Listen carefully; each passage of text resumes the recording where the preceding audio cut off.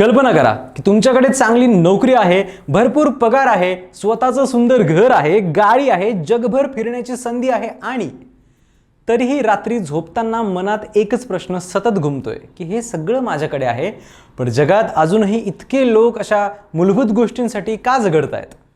हा प्रश्न अनेकांच्या मनात येतो, पण त्याचं होत काहीच नाही. पण स्वित्झर्लंडमध्ये वाढलेल्या आणि दुबईमध्ये हाय सॅलरी असलेल्या कॉर्पोरेट जॉब करणाऱ्या सँड्रा लॅवी गॉस्कोविक या तो प्रश्न विसरल्या नाहीत. उलट त्याच एका प्रश्नाने त्यांच्या संपूर्ण आयुष्याची दिशा बदलली. त्यांनी लाखोंचा पगार आणि आरामदायी जीवन मागे सोडलं आणि जवळपास काहीच सामान न घेता त्या भारतात येण्याचा निर्णय त्यांनी घेतला. आज त्याच एका निर्णयामुळे पश्चिम बंगालमधल्या सागर आयलंडवरच्या शेकडो मुलांचं आयुष्य बदललंय. परदेशातून भारतात येऊन इथल्या मुलांचं आयुष्य बदलणाऱ्या या महिलेची स्टोरी नक्की काय सांगतोय व्हिडिओत. नमस्कार, मी संकल्प पाटील आणि तुम्ही बघताय लगाव बत्ती. सँड्राचं बालपण स्वित्झर्लंडमध्ये गेलं.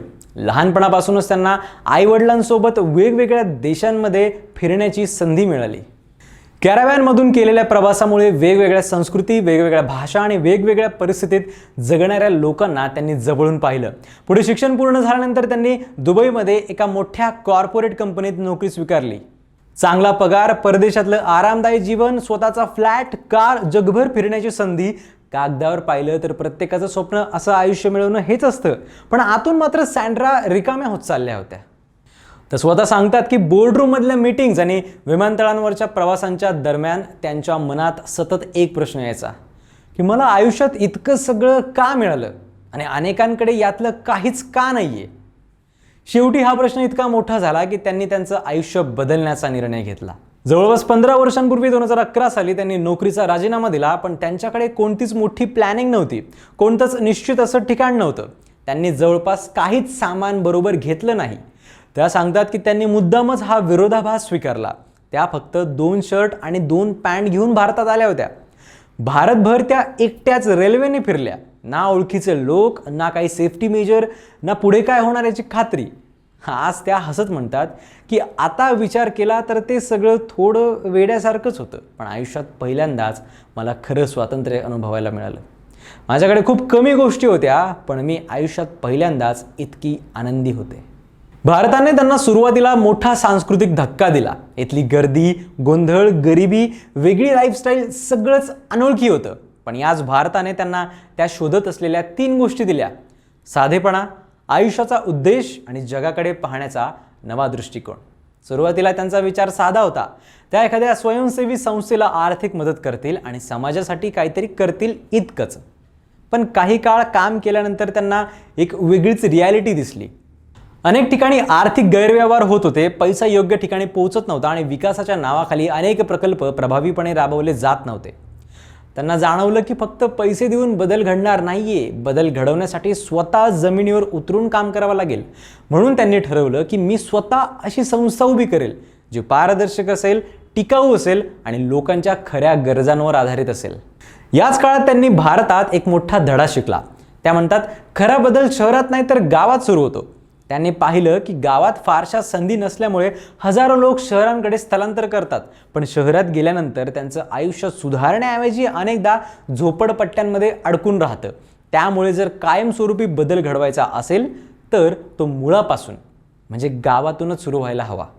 आणि म्हणून त्यांनी शहरांमध्ये राहण्याऐवजी स्थानिक लोकांना विचारलं की मला अशा गावात घेऊन चला जिथे फार कमी लोक आहेत.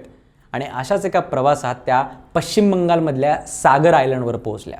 हे बेट कपिल मुनींच्या आश्रमामुळे आध्यात्मिकदृष्ट्या प्रसिद्ध आहे.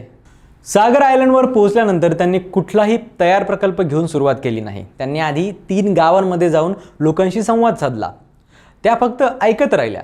गावकऱ्यांना नेमक्या कोणत्या अडचणी आहेत, मुलं शाळेत का जात नाहीत, महिलांना कोणत्या समस्या आहेत, त्यांना नेमकी कशाची गरज आहे, या सगळ्या प्रश्नांची उत्तरं त्यांनी स्वतः गावकऱ्यांकडून ऐकली.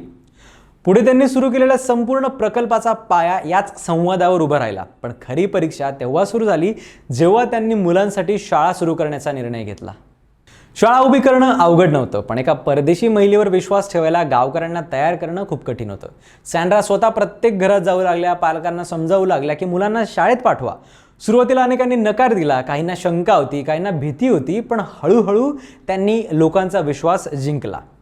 एका मुलापासून सुरुवात झाली, मग 10, मग डझनभर, आणि आज त्या संस्थेमध्ये 150 मुलांसाठी पूर्णपणे मोफत प्राथमिक शाळा चालते. याशिवाय सरकारी शाळांमध्ये शिकणाऱ्या आणखी 120 मुलांना ट्यूशन आणि रोज पौष्टिक जेवण दिलं जातं. सँड्राचं काम फक्त शिक्षणापुरतं मर्यादित नाही आहे. त्यांच्या संस्थेमार्फत 20 महिलांना शिवणकामाचं प्रशिक्षण दिलं गेलं आहे, जेणेकरून त्या स्वतः आर्थिकदृष्ट्या सक्षम होऊ शकतील.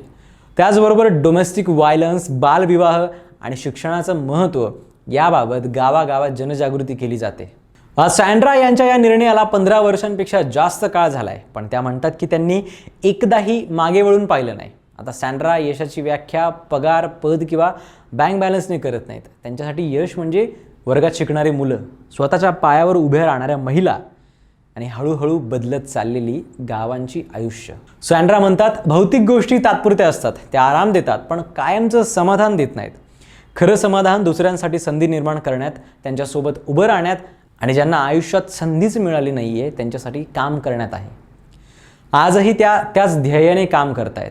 त्यांच्यासाठी ही समाजसेवा एखादा प्रोजेक्ट नाही आहे, तर आयुष्याचं ध्येय आहे. त्या स्पष्टपणे सांगतात, गरजू लोकांना मदत करणं ही माझी सवय नाही आहे, तेच माझ्या आयुष्याचं मिशन आहे. मी जिवंत असेपर्यंत हे काम करतच राहील. सँड्रा यांची ही आगळी वेगळी पण धाडसी आणि प्रेरक गोष्ट तुम्हाला कशी वाटली ते कमेंट्समध्ये नक्की सांगा. आणि अशाच स्टोरीजसाठी पाहत राहा लगाव बत्ती.